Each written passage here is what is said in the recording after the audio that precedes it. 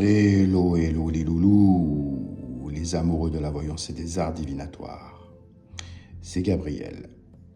Alors aujourd'hui, nous allons voir la pierre de lune. Ici, sous la forme d'un bracelet. Donc, la pierre de lune est une pierre semi-précieuse qui a longtemps été associée à des pouvoirs mystiques et spirituels, et ce, dans de nombreuses cultures. Connue pour sa beauté irisée et ses reflets qui changent en fonction de la lumière. Elle est souvent liée à la lune et aux énergies féminines. Et oui, c'est une pierre féminine à la base. Je vais vous faire montrer, ou plutôt vous expliquer, quelques-uns des pouvoirs et propriétés qui lui sont attribués. Premièrement, cette pierre est réputée pour l'équilibre émotionnel et le calme, la sérénité. La pierre de lune est réputée pour apporter ou apaiser des émotions intenses et positives.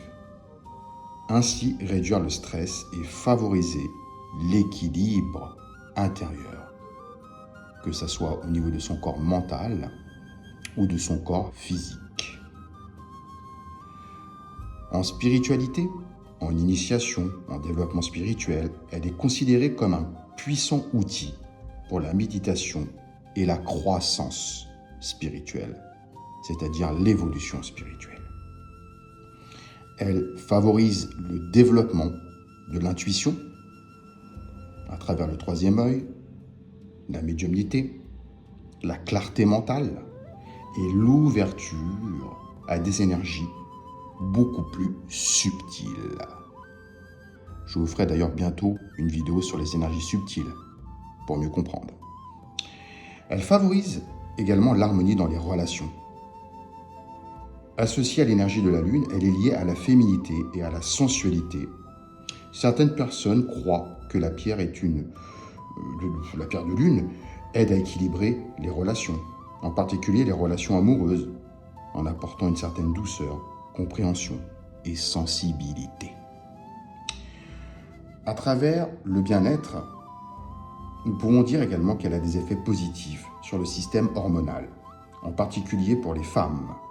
Elle serait utile pour réguler les cycles et soulager certaines douleurs sous réserve. Enfin, la pierre de lune a une propriété protectrice, donc de protection. C'est une amulette de protection, notamment pour les voyageurs. Elle aurait des pouvoirs de protection pendant la nuit, lorsque la lune est pleine surtout. D'accord ?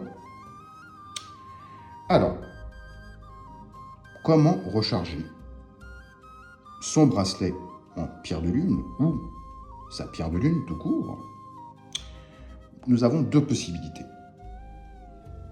dans l'ordre d'importance. Sous la lumière, je dis bien sous la lumière de la lune. La méthode la plus traditionnelle et la plus appropriée pour recharger une pierre de lune est de la placer sous la lumière de la lune, notamment lors de la pleine lune. Je dis bien pleine lune. Placez-la simplement dehors, à l'extérieur, ou près d'une fenêtre pendant la nuit pour qu'elle absorbe les énergies lunaires. Car comme vous le savez, la lune a une influence très importante en termes d'énergie. Pas seulement sur les marées, mais également sur les énergies et sur la réceptivité de certaines pierres. Deuxième possibilité, comme je l'ai disposé ici, sur une pierre de quartz. Donc, le quartz est une pierre connue pour ses capacités à nettoyer et à recharger d'autres pierres. Et oui, notez-le bien. Vous pouvez poser votre bracelet ou votre pierre de lune sur un amas de quartz. Pendant quelques heures, moi je le préconise pendant 4 heures à peu près. Certaines personnes le feront toute la nuit pour une meilleure longévité en termes de chargement. Voilà. Donc, je tenais à faire cette vidéo à part la vidéo sur la lithothérapie que j'ai déjà effectuée, car la pierre de lune est une pierre très très particulière. Alors, n'hésitez pas à commenter, n'hésitez pas à vous abonner. Je vous répondrai à tous. Cette pierre est très très très importante. Je vous envoie plein d'amour et plein de vibrations, d'amour et de lumière. Gabriel.